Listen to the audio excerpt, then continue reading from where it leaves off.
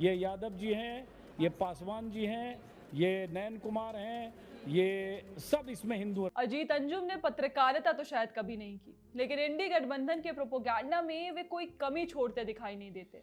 बिहार चुनावों के दौरान भी वे यही करते दिखाई दे रहे हैं।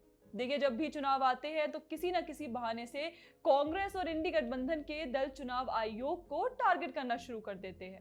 ऐसा वे शायद इसलिए करते हैं जिससे कि जब चुनाव हारे तो इसकी जिम्मेदारी आयोग पर डाल दी जाए कि आयोग निष्पक्ष नहीं था, जैसे कि कांग्रेस ने महाराष्ट्र समेत कई चुनावों में हार के बाद किया।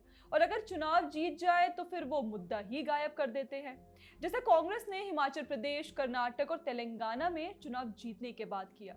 शायद इसी रणनीति के तहत अब बिहार चुनाव में इलेक्शन कमीशन को निशाना बनाने के लिए इंडी गठबंधन और उसके ecosystem special intensive revision process या फिर विशेष गहन पुनरीक्षण प्रक्रिया को टारगेट कर रहा है। पूरा इकोसिस्टम इस प्रक्रिया के आसपास फेक न्यूज क्रिएट कर रहा है और कांग्रेस, आरजेडी समेत इंडी गठबंधन के दल उसी फेक न्यूज के आधार पर आयोग को संदिग्ध बनाने का प्रयास करते दिखाई दे रहे हैं। अब अजीत अंजुम पर लौटते हैं। ऊपर की वीडियो में आपने देखा कि अजीत अंजुम कहते हैं कि यहाँ सब फॉर्म हिंदुओं के ही हैं, जबकि सच्चाई ये है कि वे जिस मतदान केंद्र पर बैठकर ये दावा कर रहे थे कि सब हिंदुओं के फॉर्म ही भरे जा रहे हैं, वहां सब हिंदू मतदाता ही हैं। बेगूसराय जिला प्रशासन ने बताया है कि उस मतदान केंद्र पर कुल वोटर की संख्या 1104 है, जिसमें 1098 हिंदू मतदाता है और सिर्फ 6 मुस्लिम मतदाता है। अब आप बताइए कि जब उस मतदान केंद्र पर सभी हिंदू ही हैं तो फिर हिंदुओं के फॉर्म ही मिलेंगे ना। इसके बाद भी अजीत अंजुम हिंदुओं की जाति बताते हुए ये दिखाने का प्रयास कर रहे हैं कि सभी हिंदुओं के फॉर्म हैं। अजीत अंजुम का भ्रामक वीडियो आते ही तुरंत कांग्रेसी आईटी सेल और उसका इकोसिस्टम अपने काम पर लग गया। उसने उसी भ्रामक वीडियो को वायरल करना शुरू कर दिया। अंजुम की उस फेक वीडियो को टीएमसी सांसद महुआ मोइत्रा समेत तमाम इंडी गठबंधन के नेताओं और समर्थकों ने भी शेयर किया। इसी तरह से तमाम फेक न्यूज एसआईआर के खिलाफ इकोसिस्टम सोशल मीडिया पर वायरल कर रहा है। सवाल है क्यों?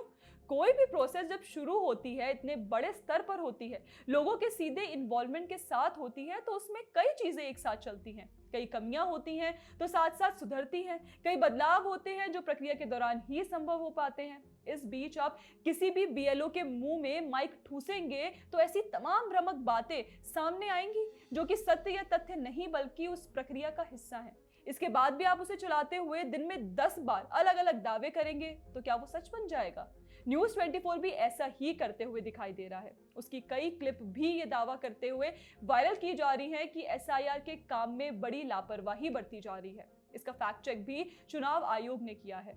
ऐसी तमाम भ्रामक वीडियो से सोशल मीडिया भरा पड़ा है, जिसका उद्देश्य सिर्फ एक ही दिखाई देता है कि किसी भी तरह से इस प्रक्रिया में बाधा पहुंचाई जाए, इस प्रोसेस को संदिग्ध बना दिया जाए। सवाल है कि इंडी गठबंधन के दल और उनका इकोसिस्टम ऐसा क्या कर रहा है?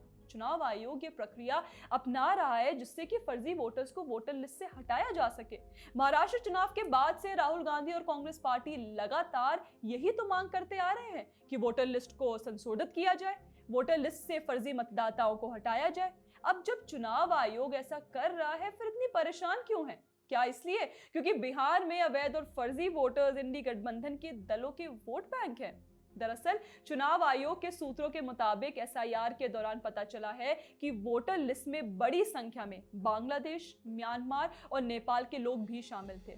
अब आप समझिए, बांग्लादेशी घुसपैठिए समेत दूसरे देशों के तमाम अवैध घुसपैठिए या फिर ऐसे लोग जो देश में वोट डालने का संवैधानिक हक नहीं रखते, वे भी सरकार चुन रहे हैं। अगर उन्हें हटाया जा रहा है तो इससे इंडी गठबंधन के पेट में दर्द क्यों हो रहा है?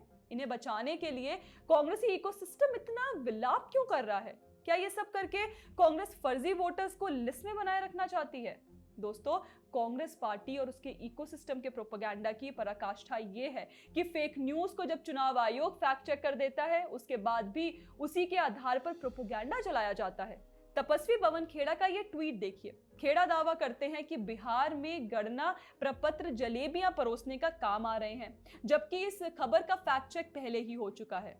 जमुई जिला प्रशासन ने बताया है कि जिस मतदान केंद्र के प्रपत्र पर जलेबी बेचने का दावा किया जा रहा है, उस केंद्र के सभी 1180 मतदाताओं के प्रपत्र बीएलओ के पास उपलब्ध है। इस तरह ये भी एक फेक न्यूज है। ऐसे में सवाल उठता है कि जब सुप्रीम कोर्ट ने चुनाव आयोग की प्रक्रिया को संवैधानिक माना, आयोग को एसआईआर करने की हरी झंडी दे दी, इसके बाद भी इकोसिस्टम क्यों अपने वोट बैंक के लिए इतना छटपटा रहा है? क्या इंडी गठबंधन के लिए वोट बैंक संवैधानिक प्रक्रियाओं से भी ऊपर है? एसआईआर को लेकर कई तरह की फेक न्यूज के आधार पर प्रोपेगेंडा चलाया जा रहा है। इसको लेकर आपका क्या कहना है, हमें कमेंट सेक्शन में जरूर बताएं। बाकी अगर आपको हमारा कंटेंट पसंद आता है तो हमारे चैनल को सब्सक्राइब भी कर ले। जय हिंद।